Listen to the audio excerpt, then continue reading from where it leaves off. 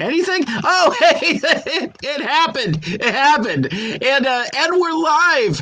Welcome everybody to the After Hours live stream, and welcome back to Mike Cybert Radio, powered by Poddex. I am your host. So good to be back here with you now here on the live stream.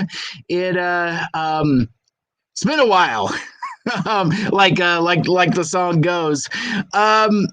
I don't know. I got a handful of things I want to talk about this evening. Oh, you know what? I forgot to check my audio input. Oh no. Oh no. Maybe that'll be a little better for folks. I hope that works.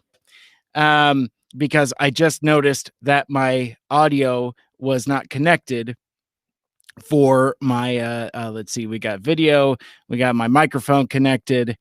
You could tell I'm a little rusty.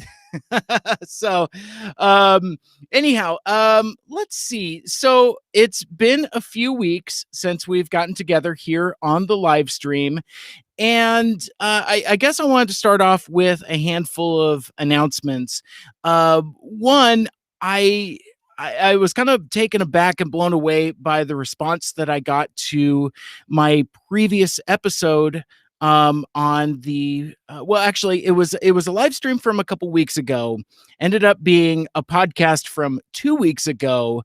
And basically in that I was kind of talking about some of the I don't know, for lack of a better term, existential dread with regards to live streaming versus podcasting and content creation in the time of the Rona, and just kind of how I was a little confused and a little uncertain about where I wanted to go from here. So I wanted to touch on that a little bit and share some announcements with you before I show you my toys and we talk about the stuff that I've been watching on TV and a couple other things as well. So the first thing I want to announce is that the After Hours live stream will continue. I posted a video on Instagram before I started here, and you got kind of like a little bit of behind the scenes peek of kind of my workspace here at work, where I've got like, I got my ring light and my ring capacity and where my camera is set up and all of that. I wouldn't be doing the live stream if I didn't like doing it. It's something fun, it's new, it's exciting, and it forces me actually to create content on weeks that perhaps I wouldn't have. So I've landed on a new philosophy in terms of how the Mike Cybert Radio podcast and the After Hours live stream kind of work in concert, kind of hand in hand. So as most of you know, that the majority of my podcast episodes are interviews, typically with independent artists, fellow podcasters, musicians, actual drawing artists. I don't know how to describe artists that draw versus say artists that say podcast or make music. It's a weird designation that I've never been able to wrap my head around when I go over these lists like I am now. But generally, my episodes are those artist spotlight interview episodes. Those will definitely continue.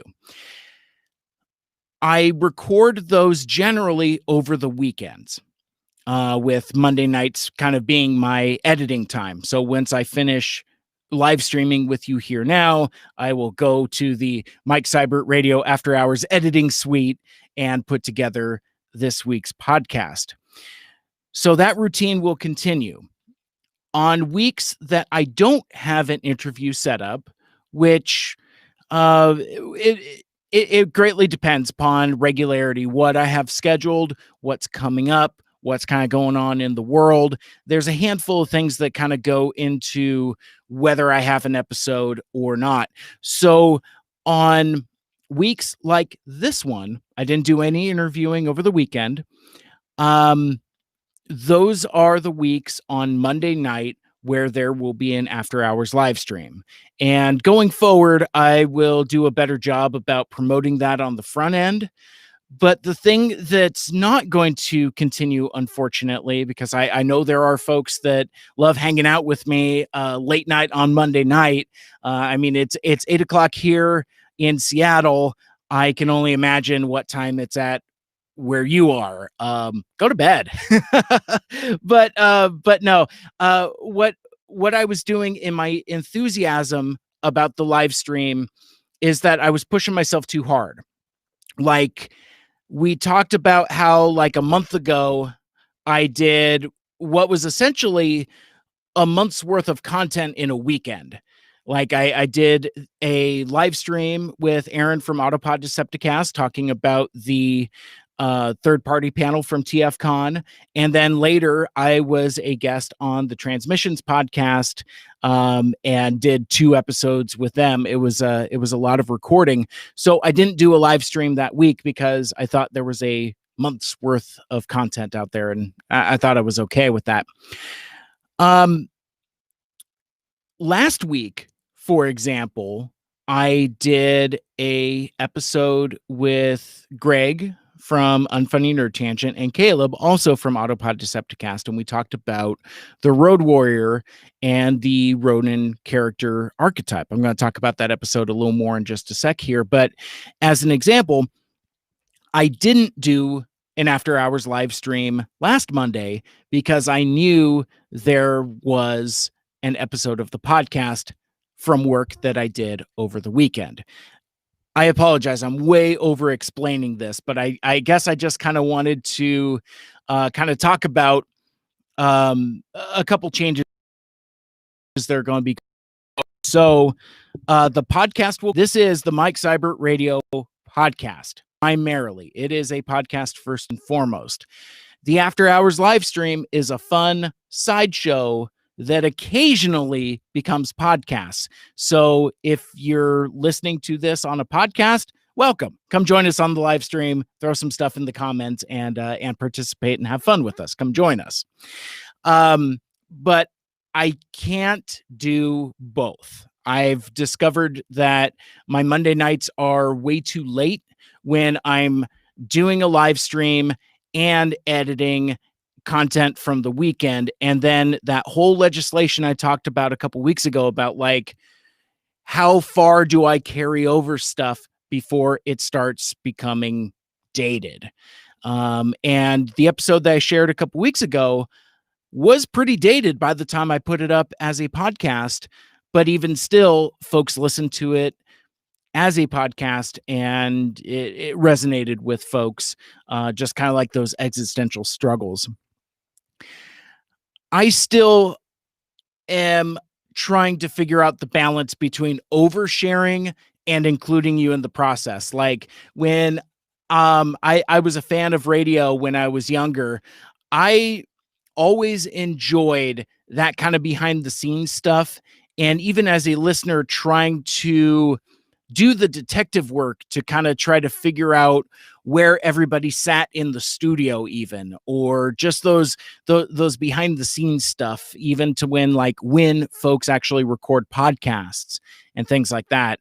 And I don't know if I do a good enough job of keeping the curtain pretty high, because I know a lot of my listeners and friends and fans are podcasters themselves. So I always think that kind of some of my struggles might connect with other folks as you're trying to figure your way out as well. So, long story short, very convoluted explanation to start off our first returning live stream. Podcast will continue. There will be one episode every week, generally dropping on Wednesdays, sometimes on Tuesdays if the wind is at my back in terms of my editing. Live streams will also continue in the event that there is no spotlight interview podcast for that week. So in this case, this is going to be episode 298 of Mike Seibert Radio. Now, speaking of, I want to talk about episode numbers as well. So, and that'll kind of transition me into discussions about what's coming up on the show, because now that I got you, I kind of want to tell you about some of the stuff that's coming up to hopefully keep you engaged, keep you interested, and keep you coming back and wanting to hang out with me. So I've come to a decision, because like I've talked about the stress about trying to come up with content for milestone episode numbers. For example, episode 300 is just a couple weeks away. And I want to announce here that episode number 300 of Mike Seibert Radio will be the last episode. Gasp. That will be the last episode that's numbered. I'm going to try something different. So, starting with what would have been episode 301 is just going to be titled whatever that title is for that week. I've thought about putting dates like I used to back during the KGRG era, where it was a Monday night show, and that's what it was. I didn't bother with clever titles.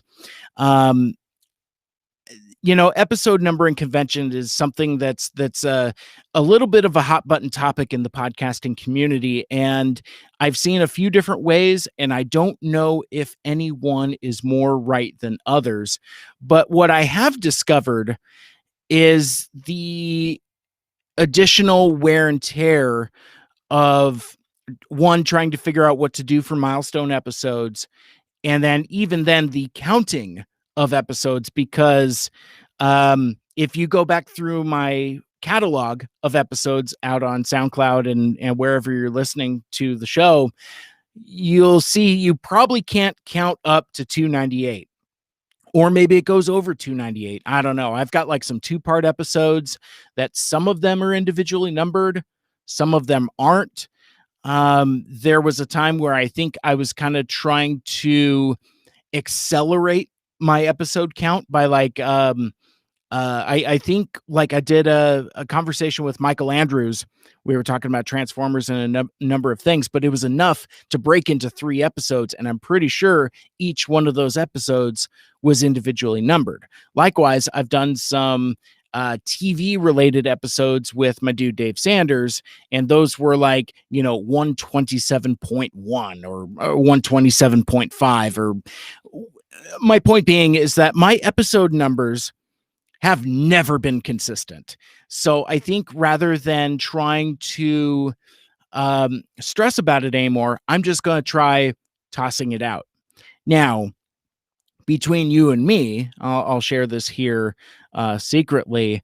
I think I'm still going to keep some kind of internal count. Maybe I'll hide the episode number somewhere in the show notes or something like that, because I am still interested in celebrating milestones. So it's like I'm sure when the time comes around in another couple years, 2 years, I will probably want to celebrate episode 400. So I be on the lookout for me having another existential crisis about episode numbers. But for now, starting with after 300, I'm going to try some differing naming and numbering conventions. This is all absolutely riveting, I am sure. Speaking of episode 300, it took me a while to land on what I wanted to do.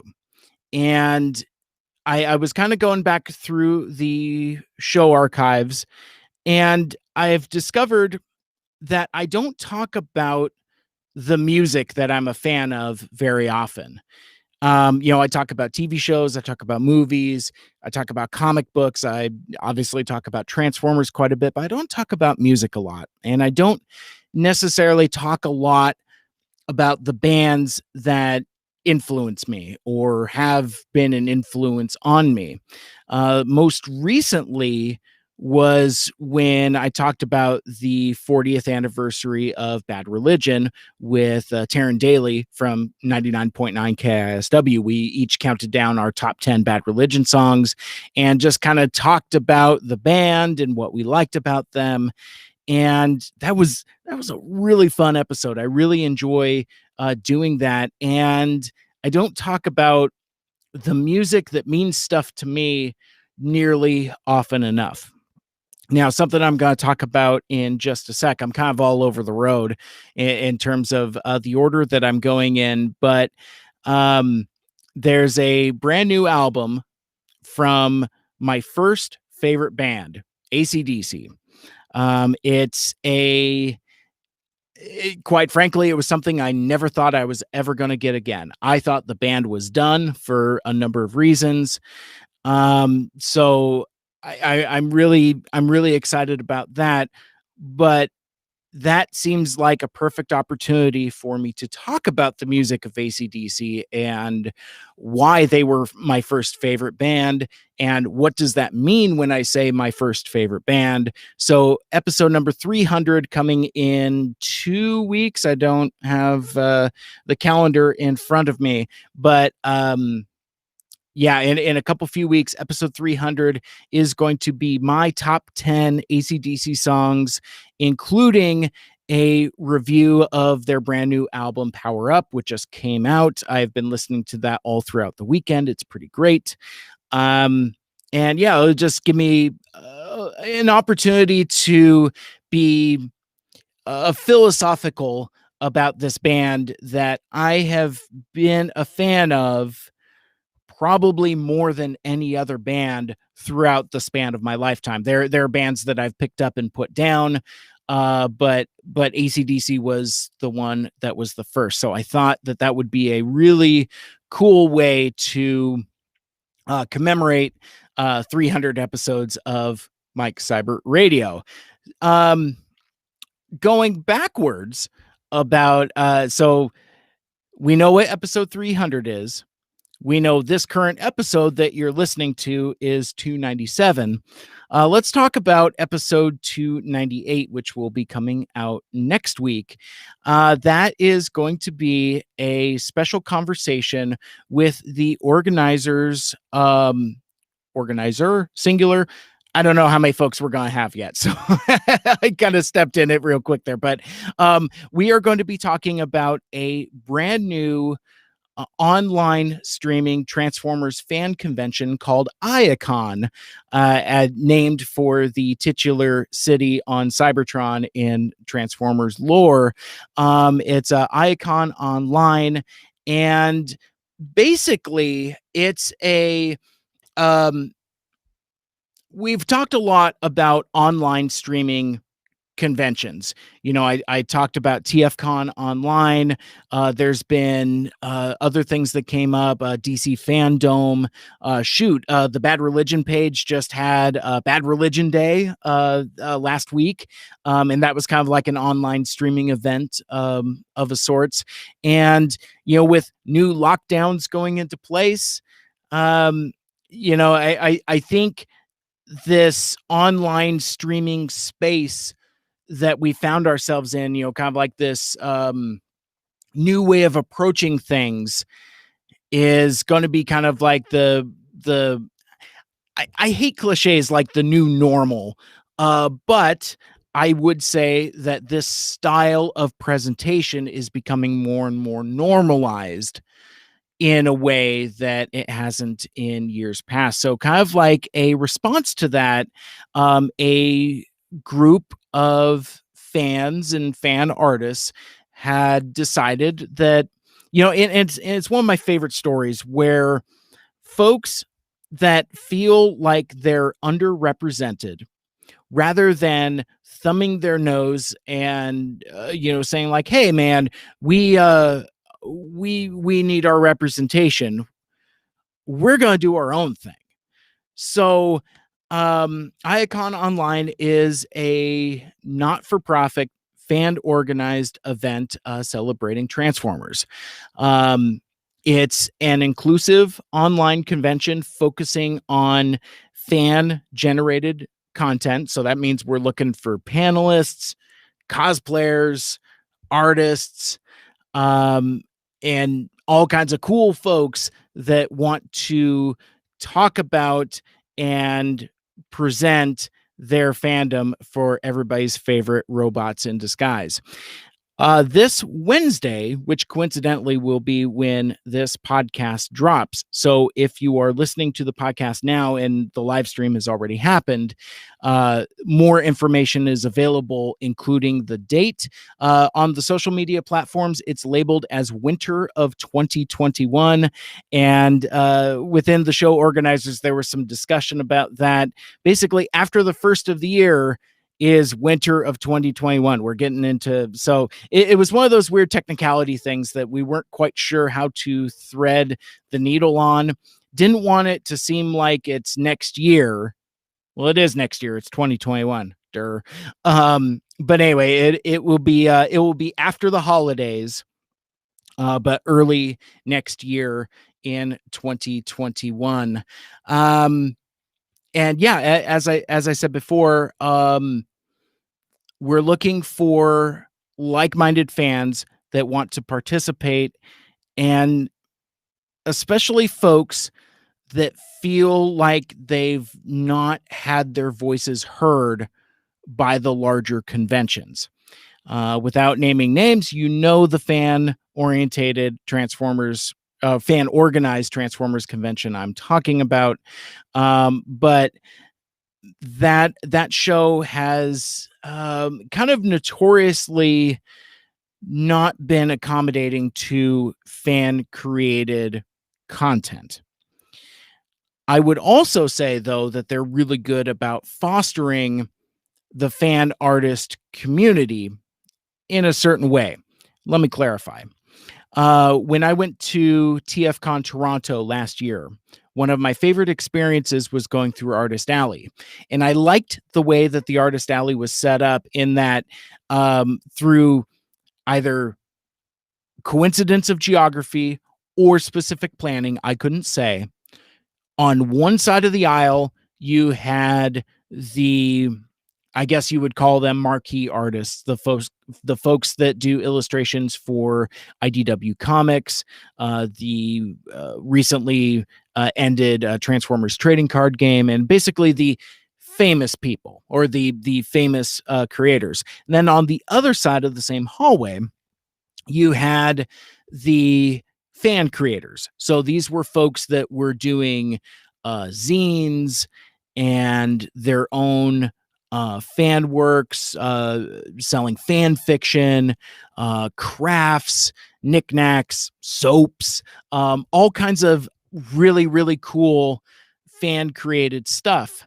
And taking that even further, I didn't go to the show, but my buddies from the Autopod Decepticast described this for me, where when they went to TFCon DC in the fall of last year, of 19, basically the fan creators were kind of segregated into kind of like their own panel room, where on one hand, I think I've talked about this previously, but on one hand, you could skip it, or when you go in, you're immersed in that fandom culture. So it was kind of like a cool new experience for a bunch of Gen Xers that really hadn't seen a Transformers zine before, and we're kind of exposed to all kinds of shipping and other fandom related stuff that maybe fans like myself of a certain age aren't necessarily accustomed to.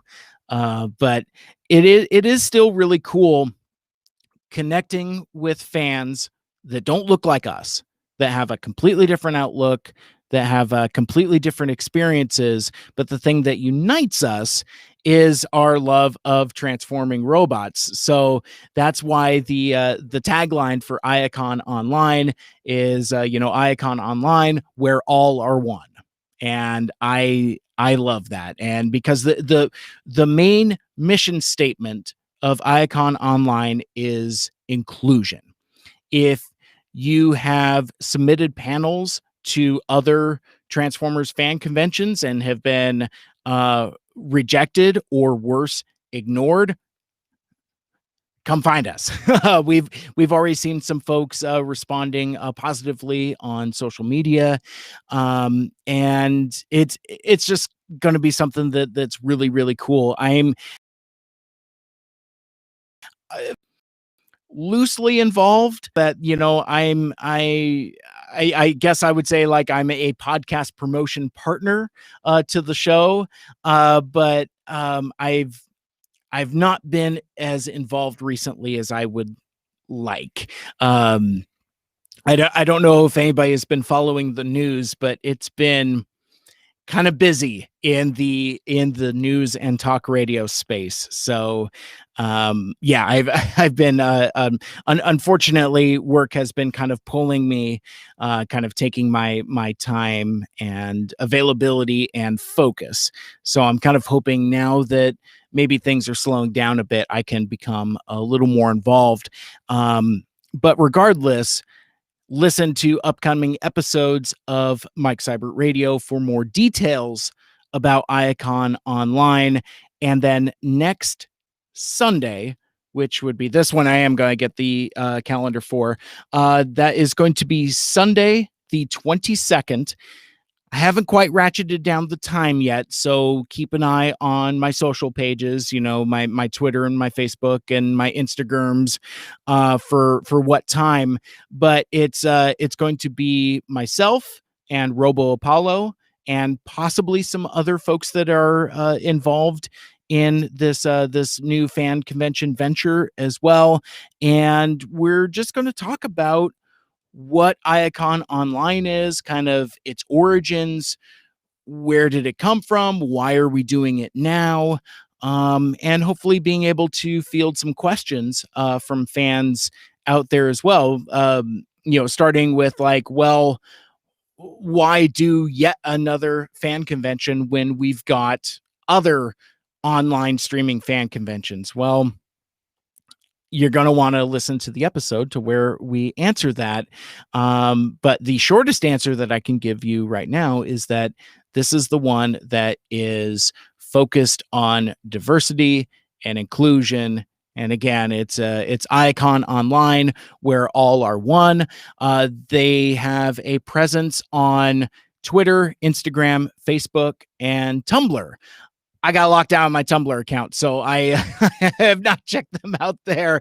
But yeah, like on their Twitter page, there's a link tree that can connect you to all four of those social platforms. And again, check it out on this coming Wednesday, which is going to be November 18th, the same date as this episode. So if you're listening right now, go to Iacon Online and find out when the date is.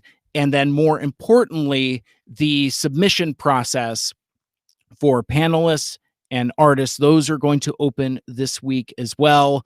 And I just really want to encourage everybody to follow and participate. And like I said, I mean, the response has been pretty very positive already for something that there's relatively little information about. We've been kind of slow rolling the news out, but it's something that's going to be really fun, really special.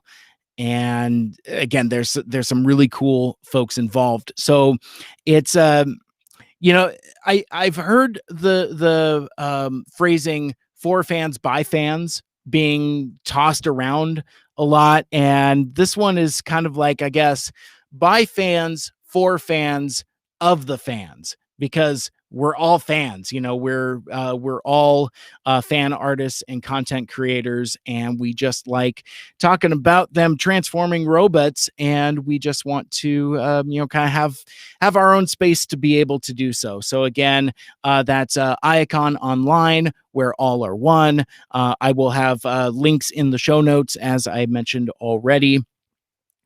And then let's see. You know what? I kind of went long on the on the Icon stuff and kind of my existential dread. I don't want to run out of time. And I know folks like my dude Mario, I think, is staying up, patiently waiting for me to do some show and tell. So I am going to skip shout outs for now, and I am going to skip over to the show and tell segment where I made some trips to the store. No, that's somebody else's bit, but no, I've noticed that. So I liked doing show and tell when I was a kid, and I think I still kind of like doing that. Anybody that follows me on socials sees me taking pictures of stuff around the house, and things like that. So I got a couple things I'd like to show off. Incidentally, I won't be showing off the stuff that I showed off to the transmissions guys. So like, alternators, Nemesis Prime, the Quintesson Pit of Judgment, and that brilliant Transformers painted art book, the bootleg from Kickley. I left all that stuff at home because you've seen it already, but go check out the transmissions trips to the store from 2 weeks ago, I think, and that kind of gives a good platform for that stuff. So I I try to figure out my segues, and I can't stay out of my own way. So we're gonna try this instead. So the first thing that I had already talked about this, but dropping last Friday was the latest album from AC/DC, and I put out a post saying that, quite frankly, this is something I never thought I would get again. I'm going to unpack this in episode 300 and kind of tell you the story about why I thought AC/DC was done and that there would be no further music. Like, Axl Rose was the singer of AC/DC for like the last leg of their tour 6 years ago.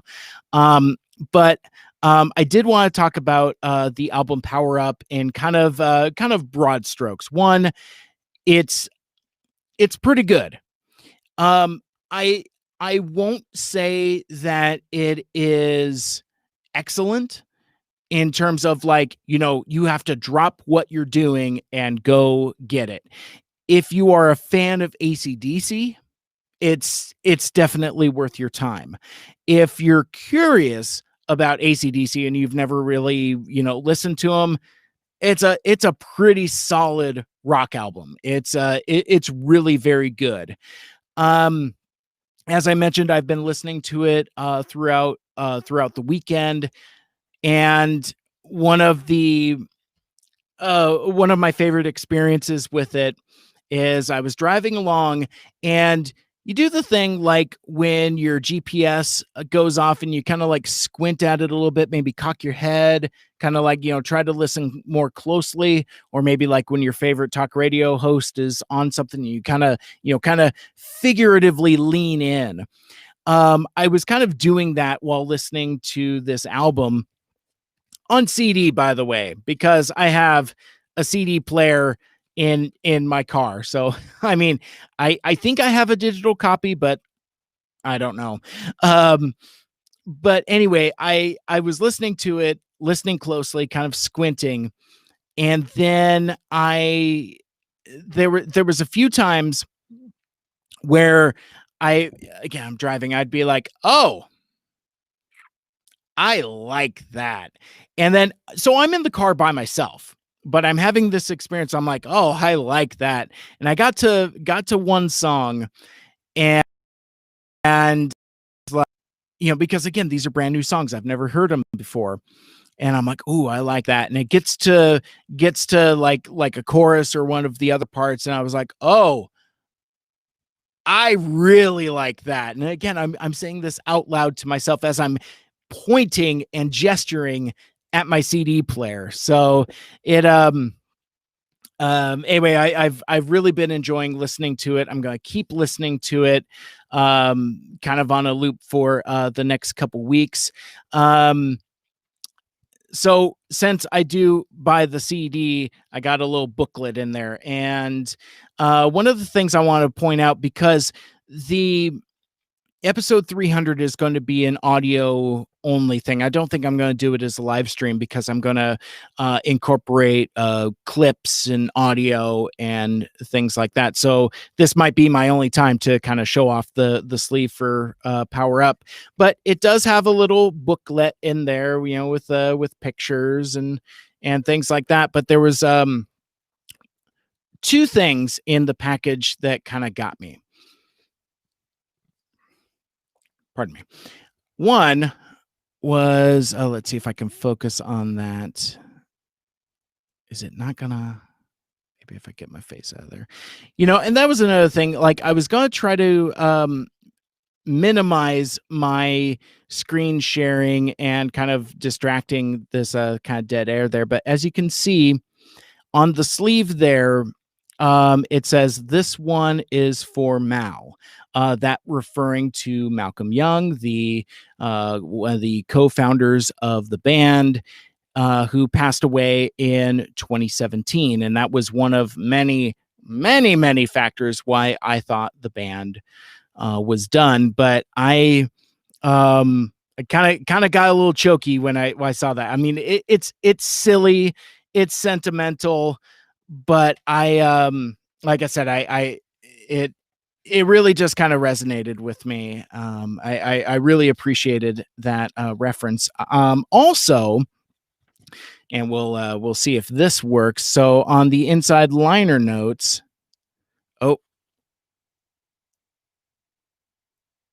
oh man, that type is so small. You are never going to be able to see that.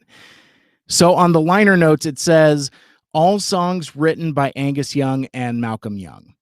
So Malcolm's been dead for a number of years, but basically he contributed enough back material before he got sick, while he was sick, and before he passed away. And a lot of the contributions that he made ended up on this album, and it shows. It's the strongest album they've done in, oh gosh, maybe since certainly of the 2000s. So that covers 20 years. The strongest album they've done in 20 years, Mike Seibert's hot take. I don't know if I want to go further than that, because that's kind of where I'm at now in terms of figuring out my top 10 list, and it is becoming significantly harder than I thought. But anyway, Power Up from AC/DC, great album. Check it out. I will have more insights and more discussion about it during episode number 300. Let's move on.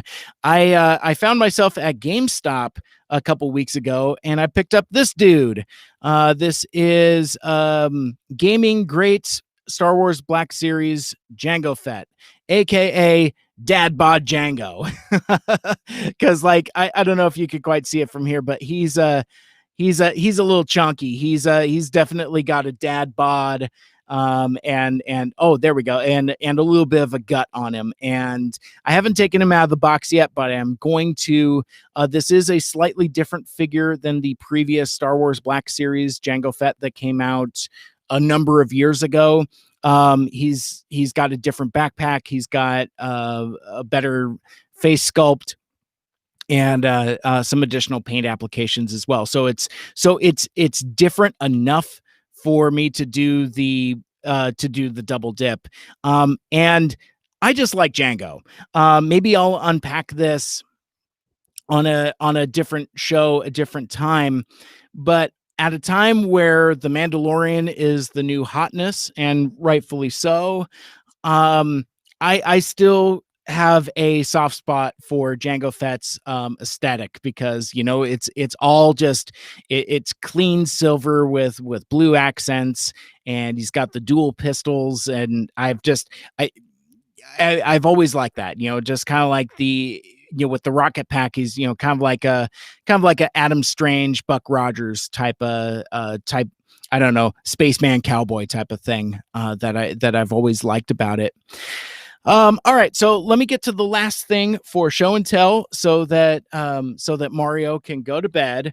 Now, this item is the item that I never thought I was going to buy, because when it came out, many folks asked me and said, well, hey man, there's this, are you going to buy it? And even as time went on and the ongoing discussion about Transformers Studio Series 86 and those that line of toys inspired by the Transformers the movie, I talked a lot about the Quintesson Pit of Judgment, and one of the reasons why I bought it was the specific call out to Transformers the movie on there.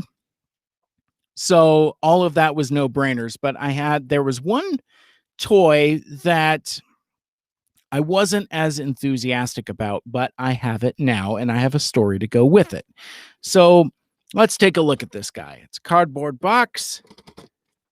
Oh, I heard a lot of rattling in there. So this is Alternate Universe Optimus Prime. This is a Amazon exclusive, and if you look at the cardboard box, you got some really sad looking people in the windscreen, that being Ultra Magnus, RC, and Hot Rod. It looks like Optimus Prime's chest, basically, and kind of like a quick tour around the box. You can see the smokestacks on the side. The top looks kind of like his head. This is kind of like his front chestular area. And behind him, that's definitely his back. Yeah, Aaron, this is another win for packaging.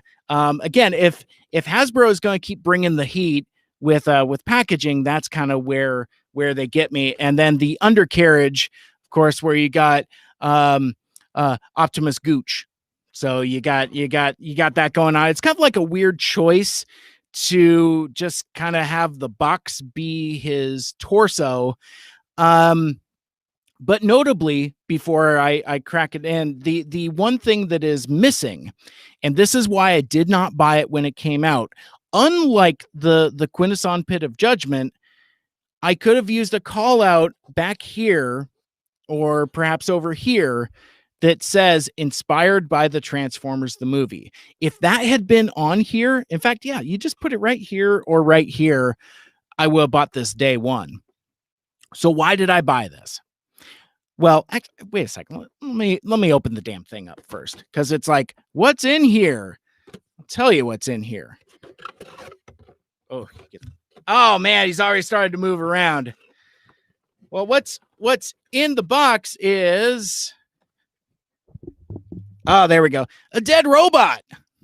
Look at that. So that is a very dead Optimus Prime. Now, well, let me see if I can finagle this while still being on camera here. Okay. All right. So yeah, so we'll take the box and set it off to the side. And then, okay, so there we go. So there is corpseified Optimus Prime. Now, a couple things on this figure. One, it is the current Earthrise mold, and it's pretty sweet. I really liked fiddling with him, and it's a pretty good representation of it's kind of lightweight. It's kind of interesting, but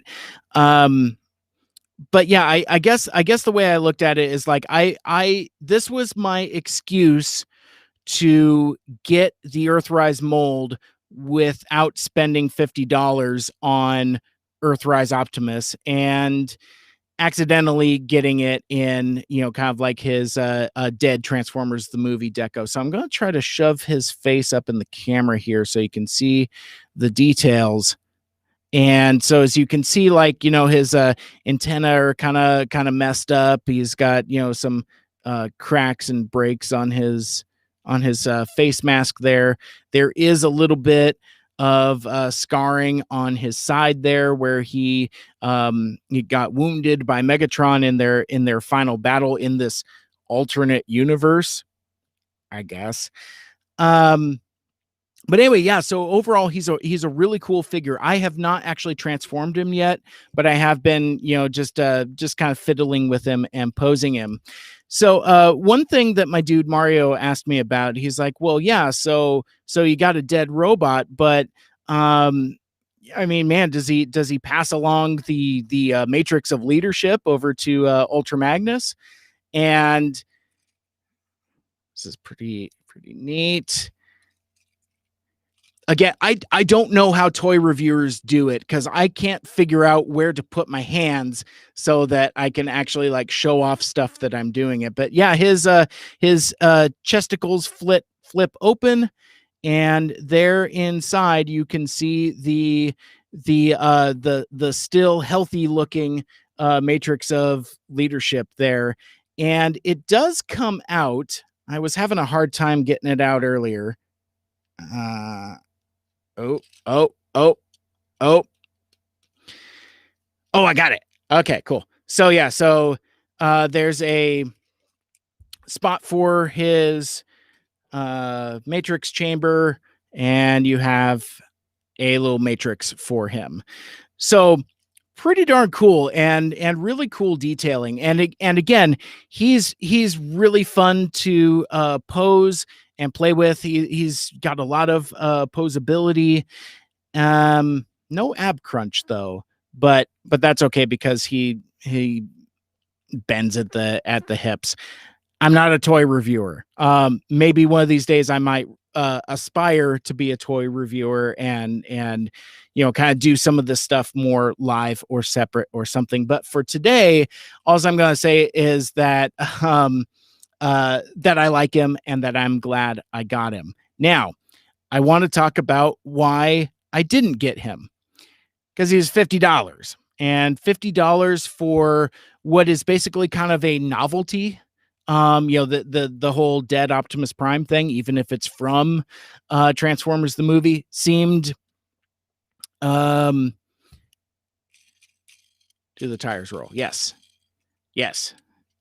Sorry, Nick just jumped in the chat there asking if his tires roll, and yes, they roll very freely. Actually, they're plastic, but that's kind of par for the course with contemporary Transformers, right?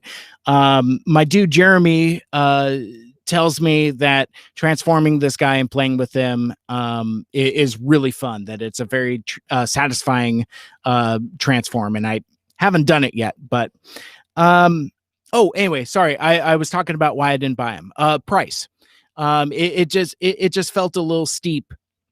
$50 for a dead Optimus Prime. But then I saw a Amazon flash sale, and these things come up from time to time. And I think I saw it on social media first. Maybe it was tfu.info. Maybe somebody else shared it, and it was basically 35. Well, I don't remember what the numbers were. It was either 35% off or it was $34.99. Either way, it was less than $40, and I was I was buying some stuff on Amazon anyway, so I just said, I'm like, hey, Lucky, I bought a robot while I was there.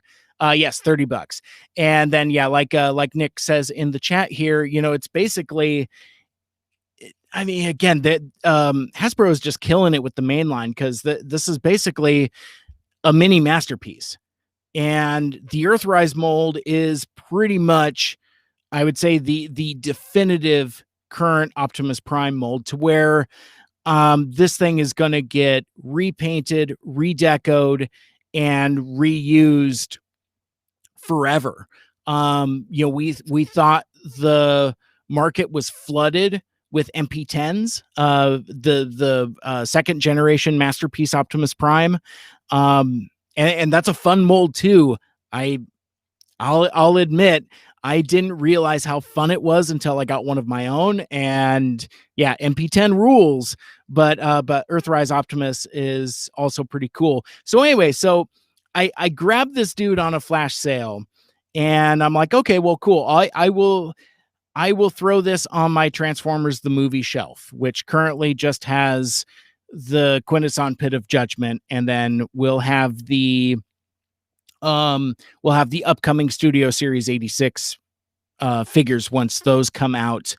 But then, like 2 days ago, I think sometime over the weekend, I saw folks posting. I don't know if anybody has anybody watching, listening, has noticed this or not, but if you have a Ross Dress for Less near you, take a pop in, because that's where a lot of the clearance Siege stuff is going. And now Earthrise stuff, excuse me, Earthrise stuff is starting to pop up there. I gotta take a hit of water. It's getting really dry.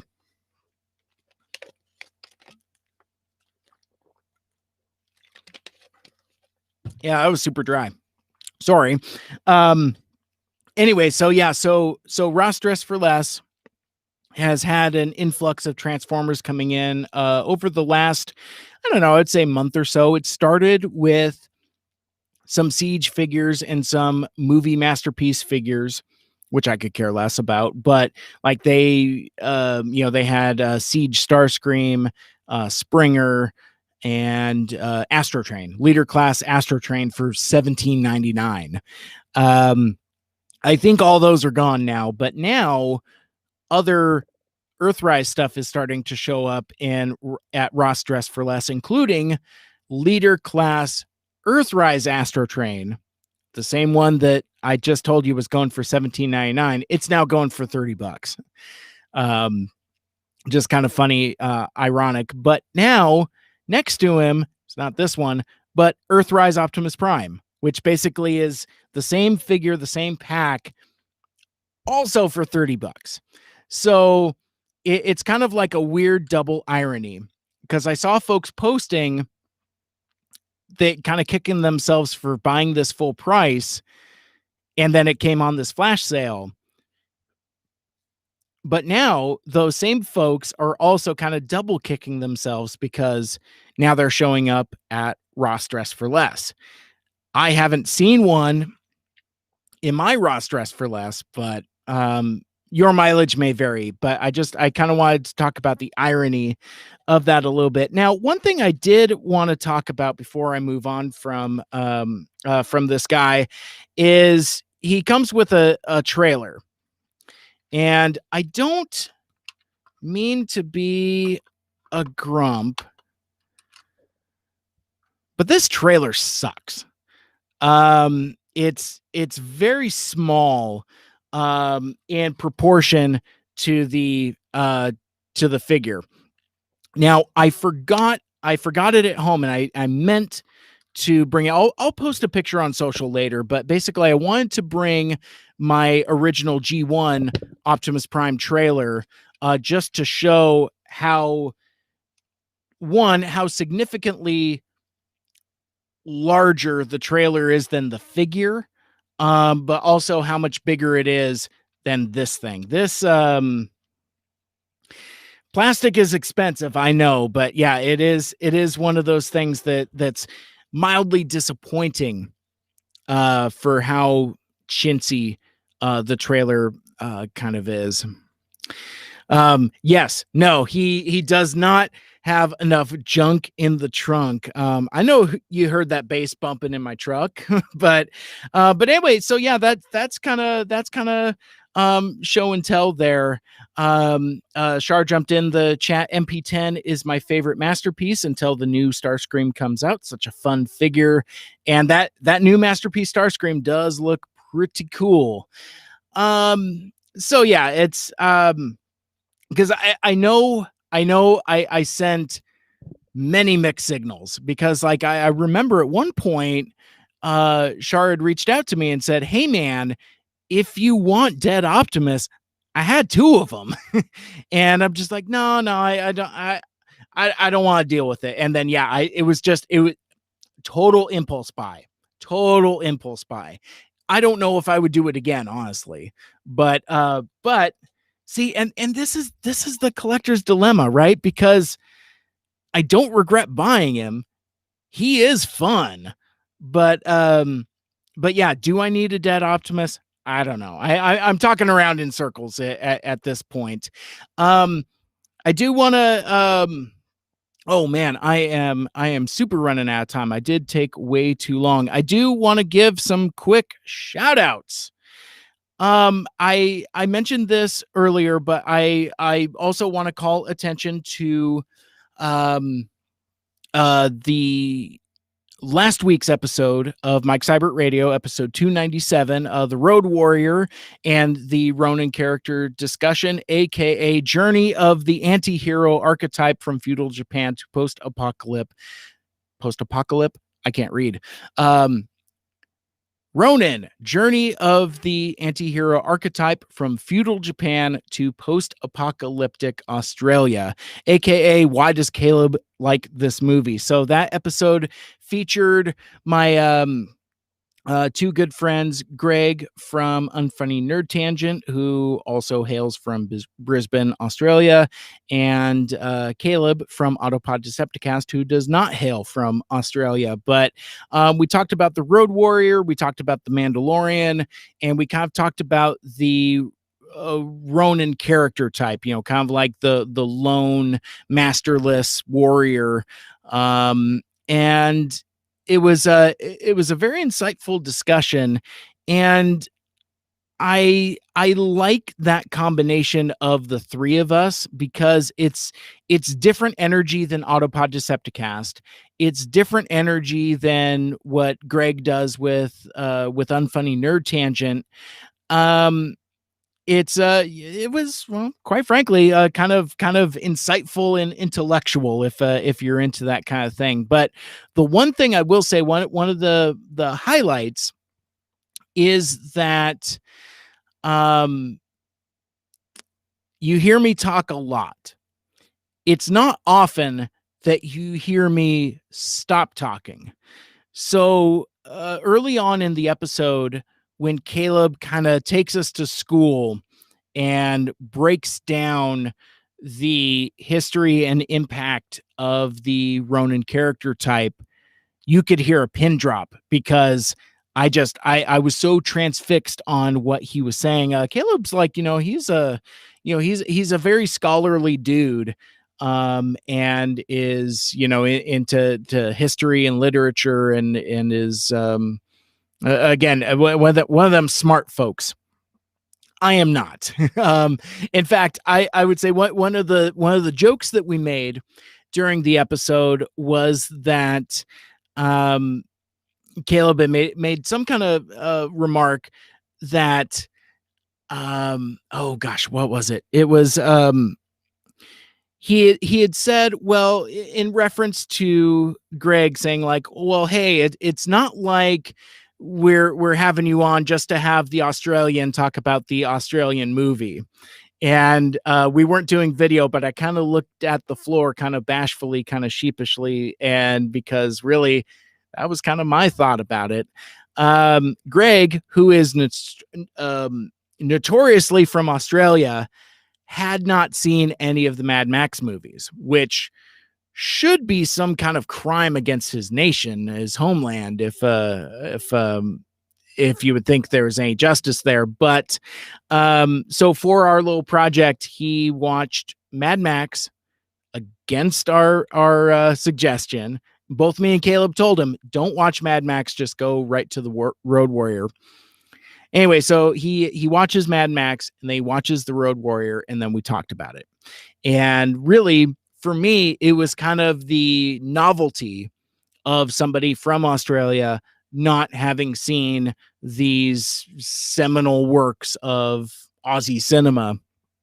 And so, yeah, I was kind of into the novelty of it, but my dude Caleb really kind of curved it around and made it a more intellectual discussion. And it is interesting because I feel like what I bring to those kinds of conversations is, enthusiasm maybe passion and fun, but I don't know if there's always a whole lot of intellectual insight for what I bring to the table there. But anyway, check that out. That is episode 297. Again, the Road Warrior and the Ronin character discussion. That was a whole lot of fun. And let's see. So I got time for.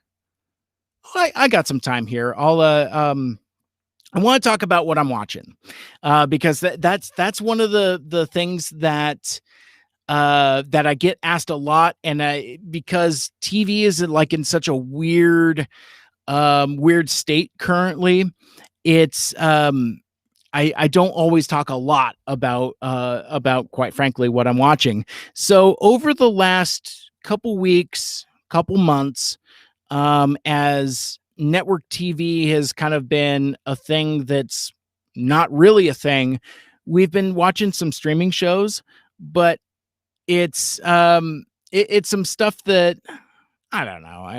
I'm trying to oversell it. So we have CBS All Access, right? So and we recently discovered that our cable provider, one of the satellite dish networks, has removed our CBS affiliate from our channel lineup. So it's a good thing that we have the CBS All Access. Otherwise, we wouldn't be able to watch the end of Big Brother, which I'm not even going to bore in, because I know of the folks that are watching could not care less about. I learned that as I've talked about it more and more in episodes past. But so Big Brother finished up. The Amazing Race just recently started, so we have been watching that. That's been a lot of fun as usual. No Survivor because, well, quite frankly, no other countries in the world want Americans around, which is just fine. I have not watched The Queen's Gambit yet. That's Twitter has like exploded with talking about the Queen's Gambit being the bee's knees and the cat's pajamas, and I haven't gotten around to watching it. But what we've seen in just this last week, more than the other networks, I think CBS is kind of the first to kind of get some of their scripted dramas back on course. So two shows I wanted to talk about very briefly. One being the SWAT. So that's Shamar Moore leads a SWAT team in Los Angeles, and that was a show I didn't think was going to return, because I don't know if you remember a few months ago, prior to the summer, there was a feeling in the air that our taste for good guy cop shows, or where the police are presented as the protagonists, maybe that was something that we weren't into as much. Like Cops was canceled, as was I forget, like Live PD or some such like that. There was definitely an anti-police sentiment, and I wondered, because I know that I'd say half of CBS's slate is police procedurals, or other types of law enforcement. I'm just like, what's going to happen with those shows? So SWAT is back. The various flavors of NCISs are back, and the reason why I wanted to bring it up and talk about it now is they've kind of tried to incorporate contemporary times as best as they could.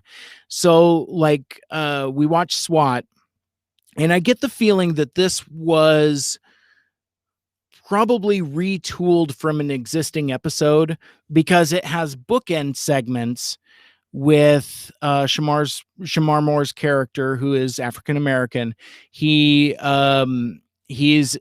in the middle of a BLM protest, and there's murals depicting George Floyd, Breonna Taylor. But it's also shown as during the pandemic because the characters are presented wearing masks. So it's kind of like a framing device for this other episode or a story that has to do with flashing back to the LA riots, and even flashing back even further to the Watts riots. It was a really good, really strong episode, actually, and I think it contextualizes a I don't want to say post-COVID because we're not post-COVID, but kind of like a post-BLM, post-COVID, where do the police fit in? I think it threads the needle pretty well. But I will be interested to see how further episodes go, as terms of an ongoing narrative, or if it's just in typical CBS fashion where like the following episode, well, we did our social conscious hour. Now let's move on to action-packed police action. So we'll see. The other episode that I wanted to talk about was the first episode of NCIS New Orleans. Now, this episode appears to be made from whole cloth post resuming of production. So I would imagine that a lot of these shows were in various stages of production when the pandemic hit. And I think once production was allowed to resume, I think there's been some reshuffling of the deck. Maybe episodes being moved around, episodes being reworked, being retooled. This particular one appears to be kind of from whole cloth. But the thing that cracks me up is it's shown to be taking place during March of 2020. And there's instances of characters wearing masks. Sometimes they are, sometimes they aren't. But the thing that kind of cracked me up was the actual depiction of how coronavirus was being handled, in that they almost kind of presented it like a zombie plague. Like, at one point, a driver loses control of his vehicle and crashes into a fire hydrant, and there's water everywhere. And the driver's staggering out, coughing cartoonishly. In a different scene, the agents are on this ship, and basically what is happening is that there's COVID cases on there, but they're basically locking them up below decks. And it's very similar to like in a zombie movie where like, you put like the zombies behind a locked door. They open up the door. There's like a half dozen folks sitting on a bed, like, again, coughing cartoonishly. And it was just really weird. And I shared that insight with Lucky, and she more or less said that wasn't her read on it, and she didn't quite know where I got that read myself. But yeah, I just so I posted that on Twitter, and somebody wrote me back and said, well, keep in mind that, one, it's New Orleans, an area that was hit pretty hard.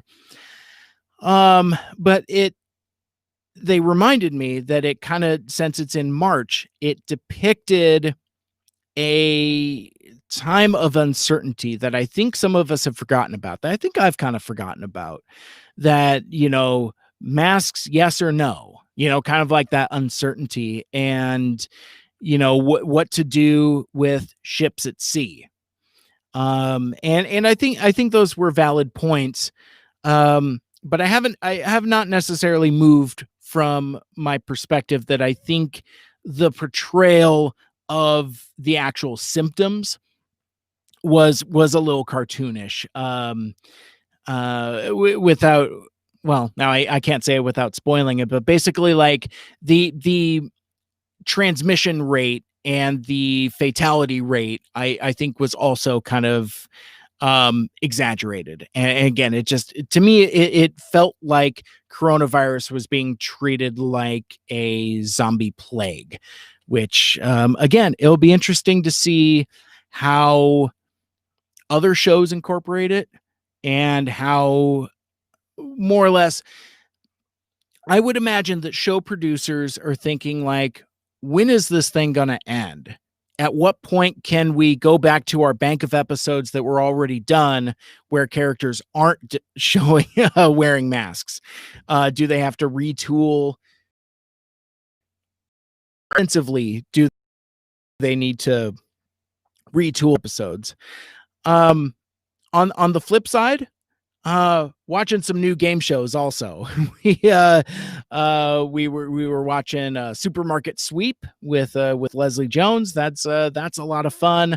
I Supermarket Sweep was one of those dumb game shows that I loved when I was a kid. I would watch it with my grandmother, and it was just fun. So so you got Leslie Jones being Leslie Jones in it, but yeah, no, it's a lot of fun.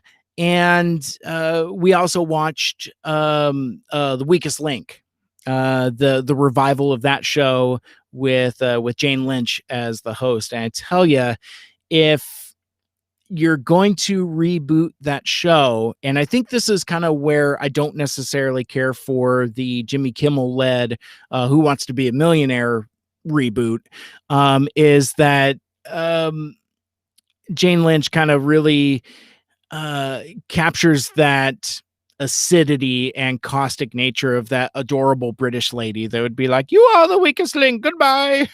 But yeah, so to get Savage Emmy Award winner Jane Lynch in there, I think is pretty fun. So I would recommend you check that out as well.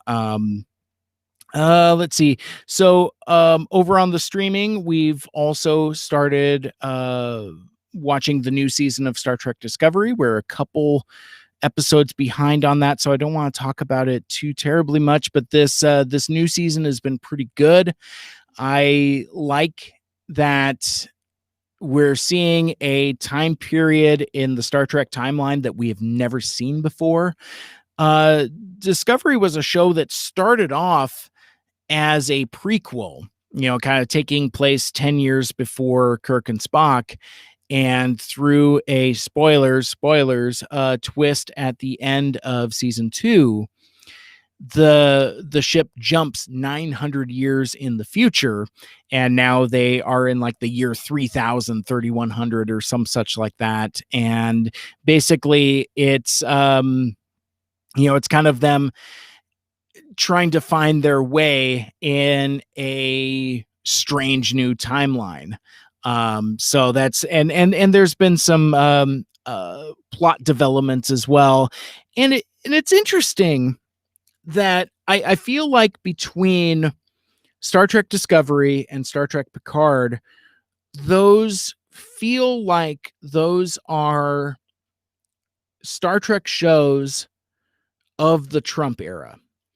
And what I mean by that is that it has an occasionally bleak worldview, but with an undertone of the hopefulness that Star Trek is known for. So, like, more or less, like, things are bad, but they're still good in people. It's very much kind of like a weird examination of kind of where America has been for the last 4 years.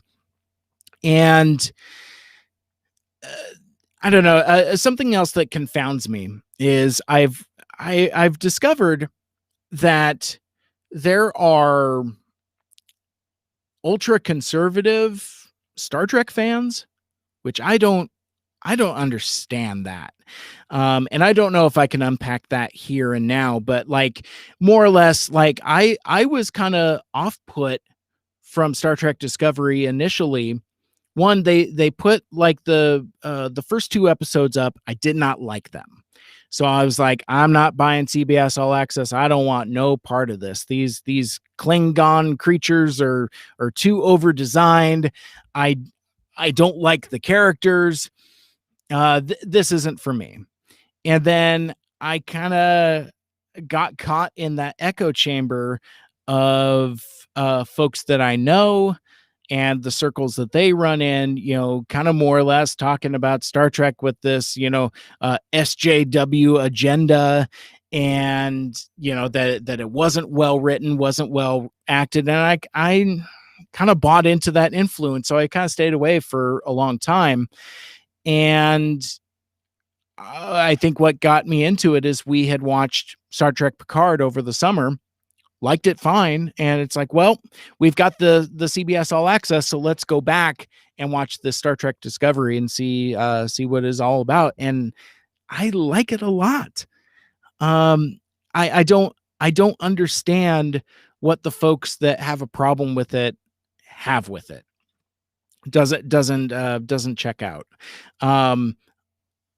Other than folks, there are certain fans in certain fandoms that, if I were to guess, I don't think they necessarily care for strong female characters in position of power and authority. One guy's guess. Eat it, incels. Yeah, no, I dig it quite a bit, and I'm really excited for where that story goes. I'm gonna save talking about a couple other shows that we were watching, because they're kind of tied together, and I'm running short on time. But we watched season 1 of The Boys on Amazon, and then we watched another show called Yellowstone, which was initially on the Paramount network. I didn't realize Paramount had a network, or that was even a thing. But those are larger topics for a different day, because I have thoughts about both, and it has caused a bit of a rift in the cyber compound. But yeah, I'll talk about that in a future episode. More or less, the hint I will leave you with is that it's frustrating and difficult when somebody is encouraging you to watch a show and the only rationale they give you is that it's so good, usually with like 7 O's or something like that. But I will talk about that sometime later. One last quick thing I want to mention. Well, actually, 2 quick things. Maybe I got time. Let's see. Let me see if I can share my screen here real quick.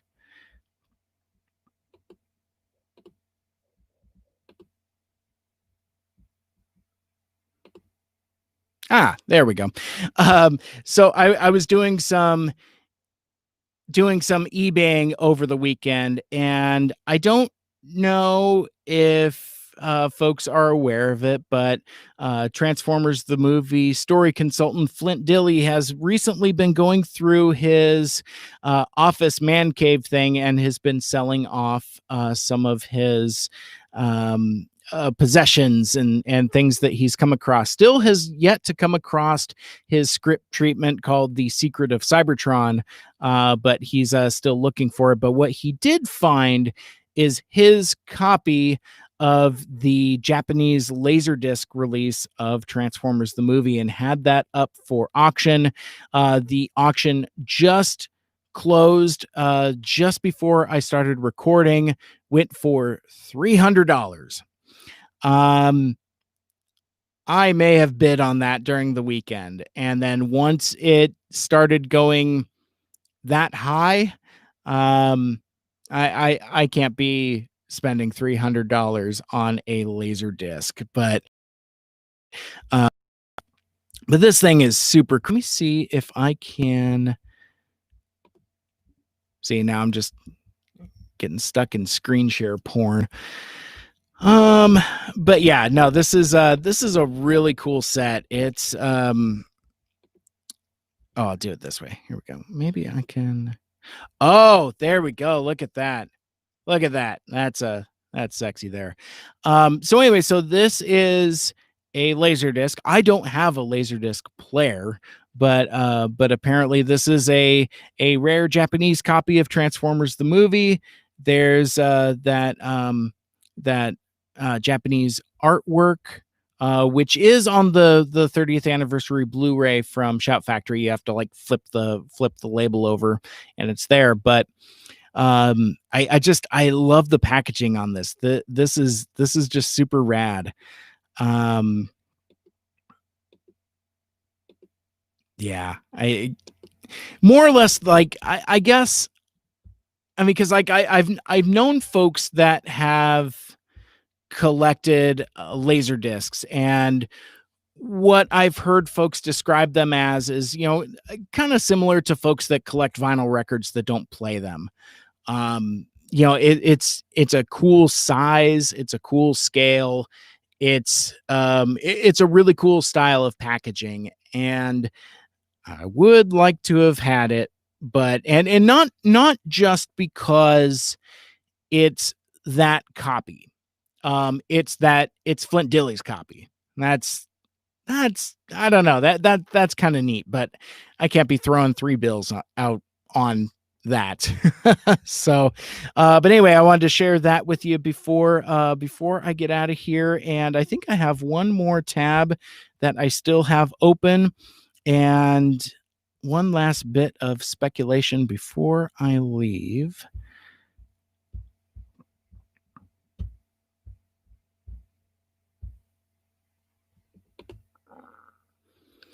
So this was just announced earlier today from the Transformers official social channels on Instagram and Facebook, but not Twitter, because apparently John Hasbro doesn't think that there needs to be a Transformers official presence out on Facebook. There's one for G.I. Joe, there's one for Power Rangers, there might be one for My Little Pony, I don't know, but I'm getting too far afield. Guess what's next? So it's Uncanny X-Men and Transformers collaborative for some next year. What could it be? Well, it looks like I think it's kind of spoiled here in the post, because it says the Uncanny X-Men, and it has a picture of the SR-71 Blackbird that the X-Men often run around in. So I think it's going to be the Blackbird. Now, I've seen several folks posting about this, including my dude Nick, indicating that it's probably going to be a retool of Jetfire from the Bayverse from Revenge of the Fallen, and I really kind of hope they don't do that, because I'm not into the Bayverse aesthetic. Now, that would be something that's accurate, though, because it is an SR-71 Blackbird. So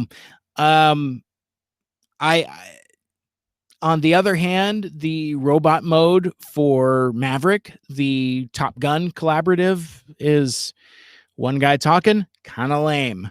The details on it are pretty cool. He's got the helmet, he's got the motorcycle, he's got a volleyball, but the actual robot mode is kind of half baked. So whereas on the other hand, Gigawatt, the Back to the Future collaborative, looks pretty cool. In fact, I didn't even mention this earlier when I found myself at GameStop and I got myself Dad Bod Django.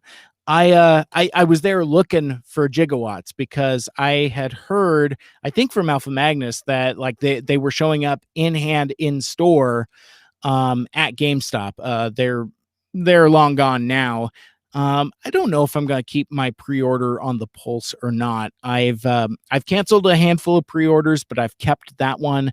It's supposed to ship in January, so I guess I have until January to see if I can get that Back to the Future Gigawatt type of thing.